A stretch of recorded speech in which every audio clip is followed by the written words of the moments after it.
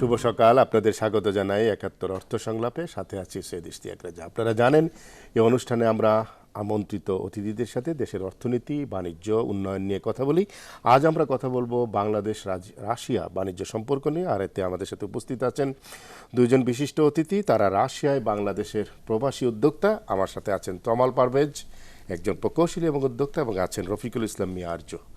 আপনাদের দুজনকেই স্বাগত আমাদের স্টুডিওতে।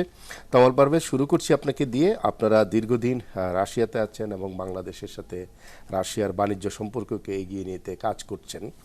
যদি এই প্রশ্ন ধরি, তাহলে রাশিয়াতে প্রথমে জিজ্ঞেস করতে মন চায় যারা বাইরে থাকে তারা কেমন থাকে, রাশিয়ায় আমাদের প্রবাসীরা কেমন আছে? আসলে প্রথমে ধন্যবাদ আমাকে আমন্ত্রণ করার জন্য। আমরা আসলে এখান থেকে পড়াশোনা করার উদ্দেশ্যে তখনকার সোভিয়েত ইউনিয়ন আর এখনকার রাশিয়া, তখন এর জন্য আমরা যাই। পড়াশোনা শেষে যখন সোভিয়েত ইউনিয়ন ভেঙে যে রাশিয়া তৈরি হয়, তো এই সুযোগটা আমাদের মতো অনেক প্রবাসী বাংলাদেশিরা এই সুযোগটা নেয়। কারণ জিরো লেভেল থেকে নতুন কাঠামো, নতুন ক্যাপিটালিজমের পথ চলা, সেখানে আমাদেরও সেই সমানভাবে, সেই সব রাশিয়ানদের সাথে আমাদেরও সেই সমানভাবে সুযোগ চলে আসে। যেহেতু আমি এনার্জি সেক্টরে পড়াশোনা করেছি, তো আমি যে পড়াশোনা করেছি আইটির উপরে, তো আমি ওই সেক্টরেই আমি পরে বিজনেস শুরু করি। যার ফলে আমার মতো অনেক বাংলাদেশিরাই তখন এই সুযোগটা গ্রহণ করে, ব্যবসার সাথে জড়িত হয়। নিজের মেধা, বাংলাদেশে আমাদের ব্যাকগ্রাউন্ড সব মিলে আমরা যারা তখনকার সময় স্টাইপেন্ডের মানে স্কলারশিপ নিয়ে গিয়েছি, এর মানে আমরা খুব একটা খারাপ বেসিক ছিল না, যার জন্য আমরা প্রকৌশলী বা পড়াশোনার মধ্যেও আমরা আমাদের পড়াশোনার জিনিসটা ব্যবসার মধ্যে নিয়ে আসতে পেরেছি। এবং যখন আইটি সেক্টরটাও তখন নতুন করে পথ চলা, এর ফলে আমাদের সুযোগটা খুবই, সব রাশিয়ানদের সাথে আমাদের সুযোগটা সমান সমান হয়ে যায়। এবং আজকে আপনারা সেখানে ভালোভাবে প্রতিষ্ঠিত হয়েছেন। জি। আর ভাই, আপনার কাছে জানতে চাইবো যে বাংলাদেশের মুক্তিযুদ্ধের মধ্য দিয়ে বাংলাদেশ রাশিয়া সম্পর্কটা একটা ঐতিহাসিক ভিত্তির উপরে প্রতিষ্ঠিত, এবং তখন সোভিয়েত ইউনিয়ন ছিল, সমাজতন্ত্র ছিল, কিন্তু সমাজতন্ত্র চলে যাওয়ার পরেও রাশিয়ানদের মনে বাংলাদেশের বন্ধুত্বটা কি একই রকম আছে, না কোনো পরিবর্তন দেখতে পান? শুভ সকাল, আমাকে এখানে আহ্বান করার জন্য ধন্যবাদ। আপনারা জানেন আমাদের স্বাধীনতাতে তৎকালীন সোভিয়েত ইউনিয়নের যে ভূমিকা ছিল অত্যন্ত গুরুত্বপূর্ণ। তারা যুদ্ধের সময় আমাদেরকে সাহায্য করেছেন, যুদ্ধের পরে পুনর্গঠনে সাহায্য করেছেন, চিটাগাং পোর্ট মুক্ত করতে সাহায্য করেছেন, জাতিসংঘে আমাদের মেম্বারশিপ পাওয়ার জন্য সাহায্য করেছে। তো আমাদের সোভিয়েত ইউনিয়নের সাথে বাংলাদেশের সম্পর্ক খুবই ভালো ছিল। এই সুযোগেই রাশিয়া বা তৎকালীন সোভিয়েত ইউনিয়ন আমাদের বাংলাদেশি ছাত্রদেরকে বৃত্তি দেওয়া শুরু করে। বাংলাদেশিরা 1972 সাল থেকে রাশিয়া যাওয়া শুরু করে এবং লেখাপড়া করেন আর কি। সেই যে সম্পর্ক আমাদের জাতির পিতা বঙ্গবন্ধু শুরু করেছিলেন, সেটা ওনাদের মনে আছে। এখনও তারা বাংলাদেশকে অত্যন্ত বন্ধুপ্রতিম দেশ হিসেবে দেখে। যদিও মধ্যে কিছু সম্পর্ক হয়তো তত ভালো ছিল না, কিন্তু আপনারা জানেন এই মুহূর্তে আমাদের সম্পর্ক খুবই ভালো। এখন আপনি বলছেন যে একটা নতুন দিগন্তের দিকে এগোচ্ছে, কারণ আমরা তো দেখতে পাচ্ছি সাম্প্রতিককালে রাশিয়া বাংলাদেশ বেশ কিছু, বিশেষ করে এনার্জি সেক্টরে বাংলাদেশ রাশিয়া সম্পর্ক, সামরিক খাতে বাংলাদেশ রাশিয়া সম্পর্ক একটা নতুন জায়গায় গিয়ে পড়ছে। সে আলোচনা করব, কিন্তু তমাল পারভেজ, আপনার কাছে আসবো একটি অন্য বিষয় নিয়ে। আপনাদের যে গ্রুপ ওএলডিআই গ্রুপ, তার সম্পর্কে একটু জানতে চাচ্ছি। ওএলডি গ্রুপ, আমি 2009 সালে ওএলডি গ্রুপে মার্চ করি। ওএলডি গ্রুপ 1992 সালে রাশিয়াতে আইটি সেক্টরে চলা শুরু করে। আমি যদিও এর আগে আমার নিজের কোম্পানি ছিল পেরিফেরিয়ালস অ্যান্ড ডিজাইনিংয়ে, এসটিএন ইলেকট্রনিক্স। 2009 সালে আমরা যদিও একটা one of the leading company ছিলাম, কিন্তু 2009 সালে প্রবণতাটাই আইটি সেক্টরে সব ছোট কোম্পানি মার্চ করে একটা বড় প্রতিষ্ঠান তৈরি করে। 2009 সালে আমার মার্চ করা ওএলডি গ্রুপে। OLD group one of the 5 leader of the IT sector. আমরা 136টা ব্র্যান্ড ডিস্ট্রিবিউট করি, আইবিএম থেকে শুরু করে গিগাবাইট সব ধরনের ডিস্ট্রিবিউট করি। আমাদের নিজেদের রিটেল আছে, আমরা রিটেলে মস্কোতে আমাদের 27টা শপ আছে। মেইনলি আমরা ডিস্ট্রিবিউশন, মানে হোলসেল ডিস্ট্রিবিউশনটাই আমাদের মেইন। কম্পিউটার এবং আইটি সেক্টরেই, কম্পিউটার আইটি সেক্টর, জি। কিন্তু এর পাশাপাশি আমাদের নিজস্ব ম্যানুফ্যাকচারিং, আমরা সব যে কোনো সার্ভার থেকে শুরু করে ল্যাপটপ সবই আমরা নিজেরা ম্যানুফ্যাকচার করি। এছাড়া আমাদের 3টা নিজস্ব ব্র্যান্ড আছে, হোম অ্যাপ্লায়েন্সের উপরে, বিভিন্ন অ্যাক্সেসরিজের উপর, ইউপিএস তৈরি করি আমরা। তো আপনাদের এই ওএলডি গ্রুপ আমরা আশা করছি যে সামনের দিনগুলোতে আরও সামনে এগোবে। আপনি যেহেতু এনার্জি স্পেশালিস্ট, তো আমাদের তো রূপপুর পারমাণবিক প্রকল্পে রাসায়ন সহযোগিতায় তৈরি হতে যাচ্ছে, এ নিয়ে আপনার অবজারভেশনটা কি? আসলে এখানে আমার আমি একটু নিজেকে গর্বিতই মনে করি, কারণ বঙ্গবন্ধুর জন্যই আমরা আজকে হয়তো এই অবস্থানে পৌঁছতে পেরেছি। কারণ উনি চেয়েছিলেন যে নতুন দেশের জন্য কিভাবে একটা ওইভাবে জনশক্তি তৈরি করা, যে জনশক্তি পরে এসে দেশের উন্নয়নে যোগদান করবে। এই চিন্তাধারা থেকেই সোভিয়েত ইউনিয়নের সাথে আমাদের বাংলাদেশ থেকে সমস্ত ছাত্ররা যে পড়াশোনা করে। আমি যেহেতু এই সোভিয়েত ইউনিয়নের স্কলারশিপের আন্ডারে আমি এনার্জি সেক্টরে পড়াশোনা করছি, 2005 সালে যখন জননেত্রী শেখ হাসিনা আমাদের কাছে আসেন, তখন বলেছিলেন যে দেশের জন্য কিছু করো। তখন থেকেই আমরা চিন্তা করছিলাম যে কি করা যায়। তো তখন চিন্তা করলাম, বঙ্গবন্ধুর স্বপ্ন ছিল আমাদের দেশে আণবিক শক্তির যে ধারাটা এনার্জি সেক্টরে আমাদের বাংলাদেশের সব গ্রামে গ্রামে আজকে বিদ্যুৎ পৌঁছে দেওয়ার ওনার যে স্বপ্ন ছিল, এটার সাথে আমরা কি করতে পারি, সেই চিন্তাধারা থেকেই আমরা 2008 সালে আমরা চিন্তা করি যে যখন ইলেকশন হওয়ার আগে আমরা আমাদের মস্কোতে আমাদের সাথে আরও অনেক বড় ভাই আছে, শফিকুল ইসলাম, সবাই মিলে আমরা চিন্তা করি যে আমরা কেন নির্বাচনী ম্যানিফেস্টোতে আনবো না আণবিক শক্তি, পারমাণবিক বিদ্যুতের ব্যাপারটা। তো সেই চিন্তাধারা থেকেই তখনকার প্রেসিডেন্ট অ্যাডমিনিস্ট্রেশনের সাথে আমরা কথা বলি নির্বাচনের আগে। তার পরবর্তীতে রাশিয়ার সাথে এটার পিছনে কারণ আমরা চিন্তা করি বাংলাদেশ একটা ছোট দেশ, কিন্তু 17 কোটি লোকের সম্ভাবনাময়ী দেশ। এই দেশে জিওপলিটিক্যাল আমাদের যে অবস্থান, ছোট দেশের আমাদের পাশে, এবং আমি যেহেতু এনার্জি সেক্টরে পড়াশোনা করেছি, আমার চিন্তাধারা যে অ্যাটমিক পাওয়ার স্টেশন এটা আমাদের দেশে জিওপলিটিক্যাল অবস্থানকে আরও শক্ত করবে। এবং আজকে যে টেকনোলজি, এটা খুবই নিরাপদ, সেফটি, এবং আপনি জানেন যে আপনি মনে করছেন এটি ঝুঁকি মুক্ত?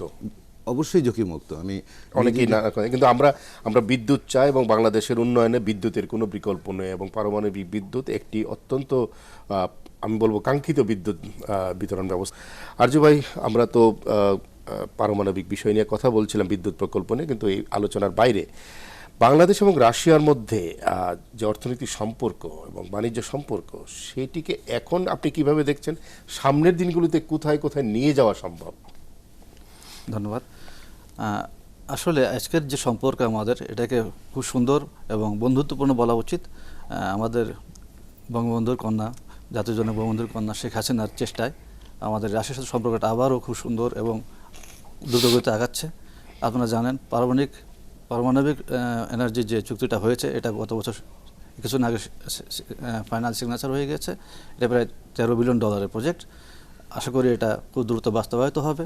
সেই সাথে রাশিয়ার সাথে আমাদের জানেন সামরিক সম্পর্ক, সামরিক প্লেন বা পার্টস কেনার একটা ভালো সম্পর্ক আছে। সেখানে রাশিয়া আমাদেরকে ক্রেডিট দিয়ে থাকে, এবং ইদানিং আমাদের যে গার্মেন্টস সেক্টর, সেটা খুব ভালো করছে। রাসায়ন ব্যবসায়ীরা বাংলাদেশে আসছে, তারা এখানে অর্ডার দিচ্ছে। বাংলাদেশি বেশ কিছু ব্যবসায়ী তারা মাল পাঠাচ্ছে রাশিয়াতে, তাদের ওখানে নিজস্ব সেন্টার আছে।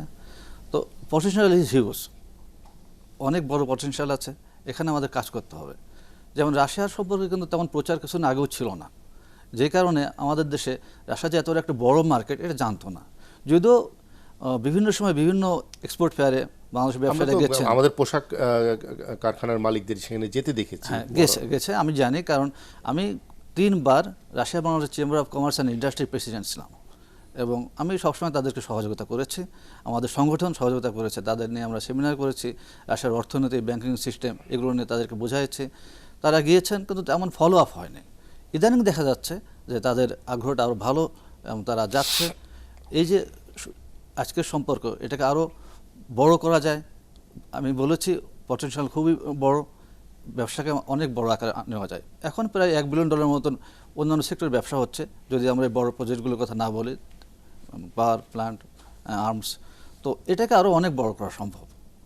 রাশিয়ানরা খুব শৌখিন জাতি। শৌখিন জাতি। আমি একটু তমাল পারভেজের কাছে আসতে চাই যে এই একই প্রশ্ন আপনার কাছে, যে আমাদের দিগন্তটা আরও এক্সপান্ড করা যায় কি করে? আসলে রাশিয়া, আমি যেহেতু ব্যবসায়ী, রাশিয়াতে ব্যবসা করি, বাংলাদেশেও এখন আমি উদ্যোক্তা হিসেবে বাংলাদেশে এসেছি, তো আমি এখানে দেখছি দুই দিকের সম্ভাবনা, বাংলাদেশ থেকে রাশিয়া, রাশিয়া থেকে বাংলাদেশ, দুই দিকে। সরকারের পাশাপাশি প্রাইভেট সেক্টরে বিরাট সম্ভাবনা। প্রথমত টেকনোলজির সম্ভাবনা। রাশিয়া টেকনোলজির দিকে এখন পর্যন্ত শীর্ষে আছে। আমরা জানি যে ফান্ডামেন্টাল সায়েন্স এখনও রাশিয়া শীর্ষে। তো আমরা যদি টেকনোলজিক্যাল বিজনেস করি, আমি যেহেতু আইটি সেক্টরে আছি, আইটি সেক্টরের বিরাট সম্ভাবনা রাশিয়া থেকে বাংলাদেশ। ঠিক অন্য পক্ষে সম্ভাবনা, আমরা 17 কোটির দেশ, আমাদের ডেভেলপমেন্ট এগিয়ে চলছে, আমাদের জিডিপি ভালো, আমাদের এখান থেকে যে জনশক্তি আছে, এই জনশক্তি ইউটিলাইজ করা যায়। যেমন গার্মেন্টস সেক্টরে বিরাট সম্ভাবনা। এর পাশাপাশি অন্য ধরনের, রাশিয়ানরা খুব শৌখিন জাতি, যেটা আরজু ভাই বলছেন, এর পাশাপাশি বিভিন্ন ধরনের হাই এন্ড প্রোডাক্ট, যারা শৌখিনতার প্রোডাক্ট, কনজিউমার গুডস, এই জিনিসগুলো আমরা রাশিয়াতে চাই। এর পাশাপাশি রাশিয়া যেহেতু ইউরোপের সাথে একটা সম্পর্ক খারাপ হওয়ার জন্য বা স্যাংশন থাকার জন্য আমাদের বাংলাদেশের জন্য একটা বিরাট সুযোগ এসেছে। এই সুযোগটা আমি চাচ্ছি যে আমরা কাজে লাগাই। সেই সুযোগটা কি? আমাদের রাশিয়ানরা সবসময় ফ্রেশ সবজি খেতে পছন্দ করে, ফ্রেশ মাছ খেতে পছন্দ করে, যে জিনিসটা সুদূর ব্রাজিল, আর্জেন্টিনা, নিউজিল্যান্ড গ্রহণ করে থাকে। কেন আমরা বাংলাদেশ থেকে সেই জিনিসটা পাচ্ছি না? আমাদের ফ্রেশ সবজি, আমাদের শীতকালে আমাদের সবজির দাম খুবই সস্তা এবং পুরো আমরা নষ্ট করি। হ্যাঁ, পুরোই নষ্ট করি আমরা। এই জিনিসটা আমি দেখছি বিরাট সম্ভাবনা। সবজি, মাছ, এই ধরনের জিনিসপত্র দিয়ে আমরা অনেক এগিয়ে যেতে পারি। আমাকে সবাই বলে যে বাংলাদেশ এমন একটা জায়গায়, আমার বন্ধুরা বলে আমরা ফুল আনি আফ্রিকা থেকে, কেন এখন আমাদের ইউরোপের সমস্ত ফুল ব্যান করা হয়েছে, কেন তুমি বাংলাদেশ থেকে ফুল আনছো না?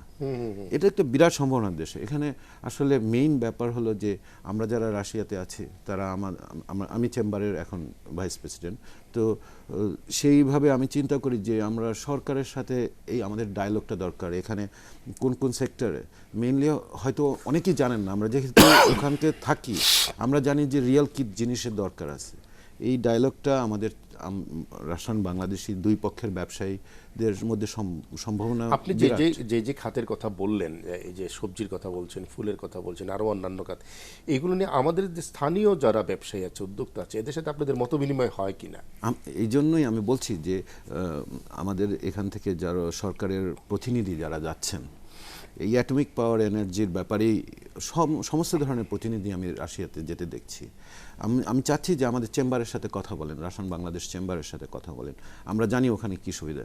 যখন দেখছি যে কিছু কিছু ফেয়ারে আমাদের ব্যবসায়ীদের সাথে গার্মেন্টস সেক্টরের সাথে কথাবার্তা চলছে, এখন দেখেন যে গার্মেন্টস সেক্টর 3 বছরে ট্রিপল হয়ে গেছে বিজনেস।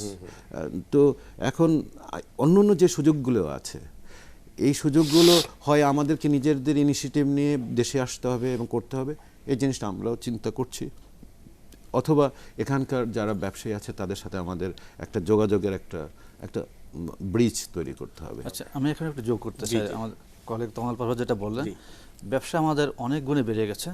আরও দেখা যাচ্ছে যে বাংলাদেশের প্রোডাক্ট রাশিয়া যাচ্ছে, কিন্তু দুই দেশের ভিতরে যে ডিরেক্ট সম্পর্ক হবে ব্যবসায়ীদের, সেটা হচ্ছে না, সেটা অন্য পথ ঘুরে যাচ্ছে। যেমন বাংলাদেশি চিংড়ি আমরা রাশিয়াতে পাই, কিন্তু দেখা যাচ্ছে এটা ইউরোপের কোনো দেশ হয়ে যাচ্ছে, থার্ড কান্ট্রি এক্সপোর্ট হচ্ছে। বাংলাদেশের গার্মেন্টস আমরা অনেক কিছু মস্কোতে এখন দোকানে পাই, সেটাও থার্ড কান্ট্রি হয়ে যাচ্ছে। এই যে আমাদের দুই দেশের সম্পর্ক উন্নতি ডিরেক্টলি করা সম্ভব, তাহলে ব্যবসাটা কিন্তু আরও অনেক গুণে বাড়ানো সহজ হয়। যখন থার্ড কান্ট্রি ভায়া হয়ে যায়, ডেফিনেটলি খরচ কিছু বেড়ে যায় এবং এটার কোনো ইকোনমিক বেনিফিট থাকে না, কম হয়ে যায়। তো এখানে সোজা যে প্রচার যদি সম্ভব হয় দু দেশের, বাংলাদেশ সম্পর্কে রাশিয়াতে, রাশিয়া সম্পর্কে বাংলাদেশে, এবং ব্যবসায়ীরা যদি ফলো আপ করে, তারা তো মাঝে মধ্যে ওখানে যায়, বিভিন্ন এক্সিবিশনে, এক্সপোর্ট ফেয়ারে অংশগ্রহণ করে, তারপরে ফলো আপ এবং যে ওখানকার কিছু সিস্টেম টেকনিক্যাল সমস্যা থাকতে পারে, সেই ব্যাপারে আমরা সাহায্য করতে পারি, আমাদের সংগঠন চেম্বার সাহায্য করতে পারে। তো তাহলে কিন্তু ব্যবসাটা আরও দ্রুত আগানো সম্ভব। পটেনশিয়াল অত্যন্ত। রাশিয়া তো এখন খুবই একটি উন্নত দেশ, এবং তার তো অনেক ক্ষেত্রে, যেটা উনি বলছিলেন যে ফান্ডামেন্টাল সায়েন্স সেক্টরে তো রাশিয়া তো রাশিয়ার এখন এই মুহূর্তে তার এনার্জি সেক্টর হাইলি মানে কোয়ালিফাইড সেক্টর, এবং রাশিয়া একটি উন্নত দেশ। সেখানে কি আমরা তো জনশক্তি রপ্তানির মার্কেটটা ডাইভার্সিফাই করতে চাচ্ছি, Bangladesh traditional market middle east এবং মালয়েশিয়া থেকে শিফট করতে চাচ্ছি। রাশিয়া কি হতে পারে একটি আমাদের জনগণের জন্য কোনো একটি মার্কেট নাকি এই জন্য স্কিল ম্যান পাওয়ার না, অবশ্যই অবশ্যই প্রয়োজন? আপনারা জানেন আমাদের দূতাবাসে কিছুদিন আগে একটা সেকশন খোলা হয়েছে, সেখানে বাংলাদেশ থেকে ম্যান পাওয়ার রাশিয়া পাঠানোর জন্য একজন অফিসারকে নেওয়া হয়েছে। এই দিকে কাজ চলছে। তো রাশিয়াতে অবশ্যই ম্যান পাওয়ার যেতে পারে বাংলাদেশ থেকে। কিছু সমস্যা যেটা আছে সেটা হচ্ছে যে ভাষাগত একটা সমস্যা, তো সেটাও সমাধান করা ভাষা তো সম্ভব, শিখে যাবে, সমাধান করা সম্ভব। এই কারণে দেখা যাচ্ছে এখন পর্যন্ত পুরানো যে সিআইএস স্টেট, রাশিয়ার যে স্টেটগুলো ছিল, সেখান থেকে প্রচুর লোক রাশিয়াতে কাজ করছে, চীন থেকে গিয়ে কাজ করছে, ভিয়েতনাম থেকে গিয়ে কাজ করছে, কিন্তু বাংলাদেশ থেকে এখন ওইভাবে যাচ্ছে না। এটার উপর কাজ হচ্ছে। আমি আশা করব এই যে হিউজ পটেনশিয়াল বিভিন্ন দেশ থেকে গিয়ে কাজ করছে রাশিয়াতে, বাংলাদেশের অংশগ্রহণ এখানে খুবই কম। এখানে বাংলাদেশিরা যাবে এবং কাজ করতে পারবে। তো পারভেজ, এই যে রাশিয়াতে যদি আমরা জনশক্তি রপ্তানি করতে চাই, কি ধরনের জনশক্তি? আসলে স্কিলড ম্যান পাওয়ার, দুইটা জিনিস দেখতে হবে, একটা ভাষাগত প্রবলেম এবং দ্বিতীয়ত ভৌগোলিক কিছু না জেনে যাওয়া যাবে না। দ্বিতীয়ত ভৌগোলিক অবস্থান, এবং তৃতীয় জিনিসটা আমি যোগ করতে চাই, রাশিয়াতে যাওয়ার আগে চিন্তা করতে হবে যে কোথায় যাচ্ছেন। এবং এটা রাশিয়া এমন একটা দেশ, এটা একটা সরকারের একটা সিস্টেমের মাধ্যমে যাওয়া উচিত। একটা সময় রাশিয়া আমাদেরকে এখন পর্যন্ত ব্লেম করছে যে আমাদের ওখানে 41,000 বাংলাদেশি অবৈধ। এখনও রাশিয়ান সরকার বলছে, আমাদেরকে বিভিন্ন মিটিংয়ে বলছে যে 41,000 বাংলাদেশি অবৈধ। আসলে তা জিনিসটা হয়েছে কি, সবাই বৈধ হিসাবে ঢুকেছে, কিন্তু বাংলাদেশি জনশক্তি যে রাশিয়া হয়ে অন্য দেশে চলে গেছে, এই জিনিসটা আসলে লিস্টে রয়ে গেছে। এই জন্য বাংলাদেশের ব্যাপারে তাদের একটা আশঙ্কা আছে যে এই যদি জনশক্তি যায় আবার কোনো ধরনের এই ধরনের, অর্থাৎ এই তাদের মধ্যে যে আশঙ্কাটা আছে সেটা দূর করতে হবে। রাশিয়া এখনকার দিনে গ্লোবাল ইকোনমির সাথে জড়িত, তো প্রত্যেকটা সেক্টরে বিদেশি এক্সপার্ট কাজ করছে।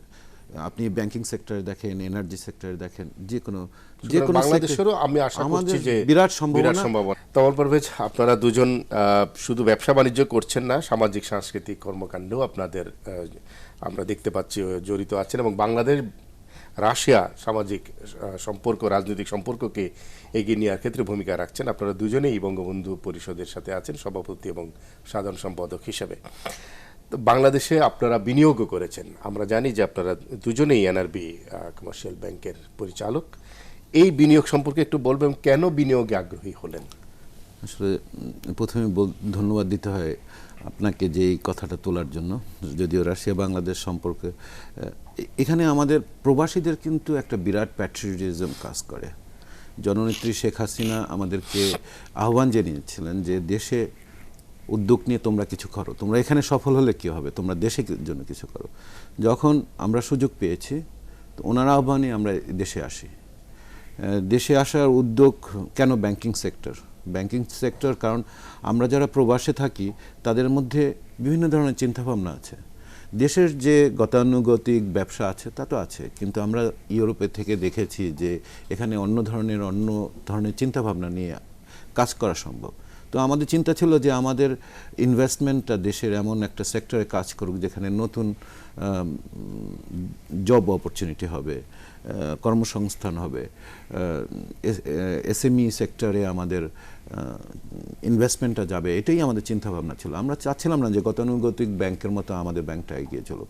আমরা মনে করেছিলাম যে নেত্রীর স্বপ্ন প্রবাসীদের জন্য, প্রবাসীদের চিন্তাভাবনাটা দেশে নিয়ে আসা। সেই চিন্তাভাবনা থেকে আমাদের ওইভাবে এই দেশে এই সেক্টরে আমাদের ইনভেস্টমেন্ট। আমরা চাচ্ছি যে এখানে একটা বিরাট সম্ভাবনা আছে আমাদের নতুন ব্যাংক হিসেবে। তবে দরকার রেগুলেটরি বোর্ডে বাংলাদেশ ব্যাংকের কিছু সহযোগিতা, আমাদের মতো এনআরবি ব্যাংকের প্রবাসীদের চিন্তাভাবনা আমরা যে এখানে ইমপ্লিমেন্ট করতে পারি, বাংলাদেশ যেভাবে এগিয়ে চলছে তার সাথে সামঞ্জস্য করে আমাদের চিন্তাভাবনাগুলো এখানে নিয়ে আসতে পারি, সেজন্য কিছু রেগুলেটরি অর্গানের কিছু আমাদের জন্য নতুন ধরনের এসএমই সেক্টরে কীভাবে আমরা যেতে পারি, আমাদের ইনভেস্টমেন্টটা কীভাবে সিকিউর থাকবে, এই ধরনের কিছু রেগুলেটরি জিনিস আনতে হবে। তাহলে আমাদের কেন্দ্রীয় ব্যাংকের নজরদারিটা, কেন্দ্রীয় ব্যাংকের ভূমিকা এবং আমাদের জন্য আলাদা কোনো কাঠামো, এনআরবিদের ইনভেস্টমেন্টের আলাদা কাঠামো তৈরি করতে হবে। এনআরবিদের জন্য আলাদা কাঠামো, আলাদা ফ্যাসিলিটিসের কথা বলছেন। সরকারও তো নানা ধরনের উদ্যোগের কথা বলে, তারপরও নিজে এনআরবি উদ্যোক্তা হিসেবে আপনি কি ধরনের ফেস করেন এখানে? হ্যাঁ, আমরা প্রবাসী বাংলাদেশি, আমরা থাকি বিদেশে। আসলে আমাদের দেশের প্রতি যে প্রেম, দেশের প্রতি ভালোবাসা, এটা কিন্তু আপনাদের থেকে কম নয় যারা দেশে আছে, আর বেশি হয়ে যায়, হয়তো বেশি। এই কারণে আমাদের সবসময় ইচ্ছা থাকে দেশে কিছু করার জন্য। তারপরে আমাদের নেত্রী যখন 2005 সালে রাশিয়া গেলেন, তখন আমি ওখানকার চেম্বারের প্রেসিডেন্ট ছিলাম এবং ওনার সাথে দেখা হয়েছে, কথা হয়েছে, অনেক আলোচনা হয়েছে। উনি বলেছিলেন দেশে ইনভেস্টমেন্ট করতে। তো আমি তখন থেকে বিভিন্ন সেক্টরে ইনভেস্টমেন্ট করে আসছি। আমার এখানে গার্মেন্টস ফ্যাক্টরি করেছি, এখানে আমার এর মধ্যে ক্যাপিটাল মার্কেট ইনভেস্টমেন্ট আছে। সেই সাথে যখন আমাদের সরকার প্রবাসী বাংলাদেশিদের মালিকানায় ব্যাংক করার সুযোগ দিলেন প্রায় 4 বছর আগে, তখন ব্যাংকিং সেক্টরে আসে।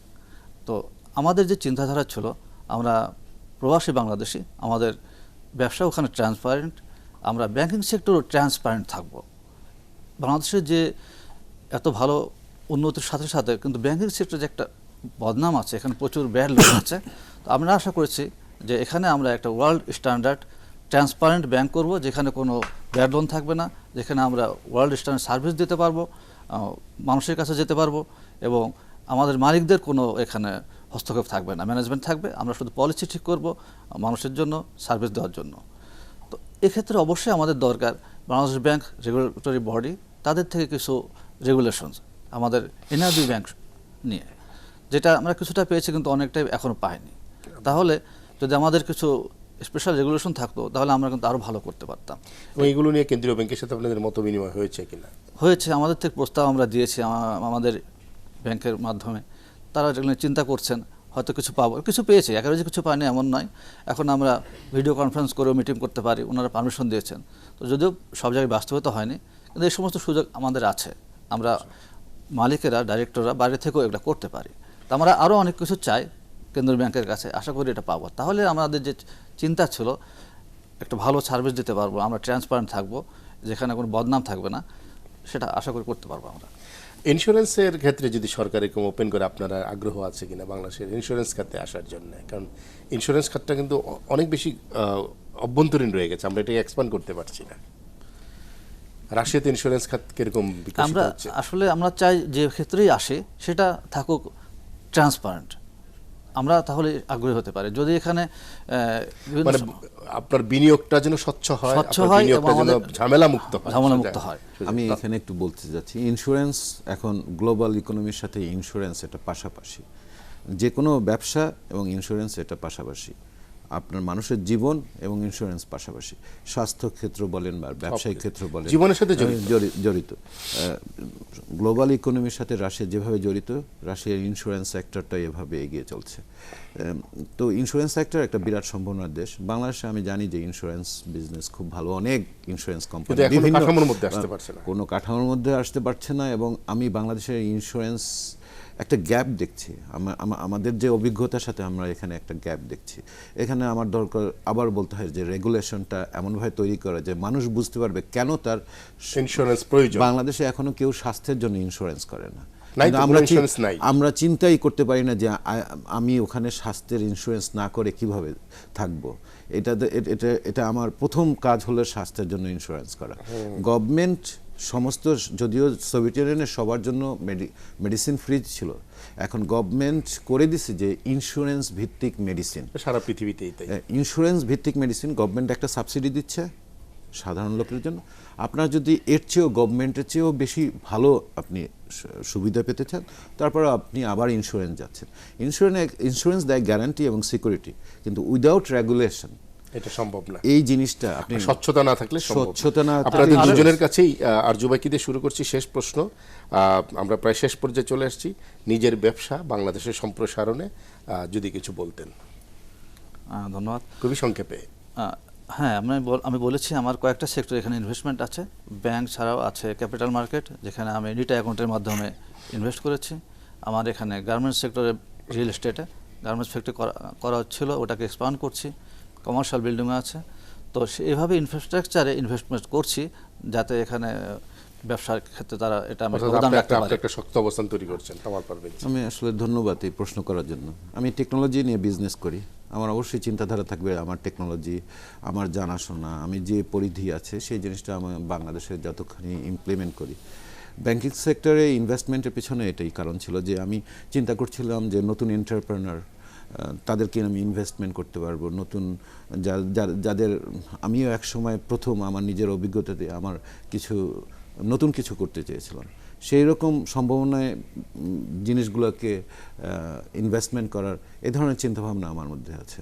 তো আমি প্রযুক্তি নিয়ে যেহেতু ব্যবসা করি, আমি প্রযুক্তির উপরই বাংলাদেশে ইনভেস্টমেন্টের ভবিষ্যৎ ইনভেস্টমেন্টের চিন্তা করছি। আমরা আশা করব আপনাদের চাওয়া পূর্ণ হবে এবং বাংলাদেশে আগামী দিনগুলোতে তমাল পারভেজ এবং আরজু ভাই আপনাদের নিজস্ব বাণিজ্যের সম্প্রসারণ করবে। একই সাথে রাশিয়াতে যারা বা আরও যারা প্রবাসী বাংলাদেশি আছেন, যারা বাংলাদেশে তাদের ব্যবসা সম্প্রসারণ করতে চায়, তারাও নিশ্চয়ই এগিয়ে আসবেন এবং দু দেশের অর্থনৈতিক সম্পর্ক আগামী দিনগুলোতে একটা শক্ত ভিত্তির উপরে দাঁড়াবে, সে প্রত্যাশায় আজকের মতো বিদায় নিচ্ছি। আপনাদের দুজনকে অসংখ্য ধন্যবাদ আমাদেরকে সময় দেওয়ার জন্য। ধন্যবাদ। আপনাকে অসংখ্য ধন্যবাদ আমাদের কথা শোনার জন্য। রাশিয়া বাংলাদেশের উপরে যে প্রোগ্রামটা করেছেন, আশা করি এটা আমার ভূমিকা রাখবে এবং এটা সম্পর্কটা আরও ভালো হবে। ধন্যবাদ দর্শক, আপনাদেরকেও ধন্যবাদ সঙ্গে থাকার জন্য। সবাই ভালো থাকবেন, একাত্তরের সাথে থাকবেন।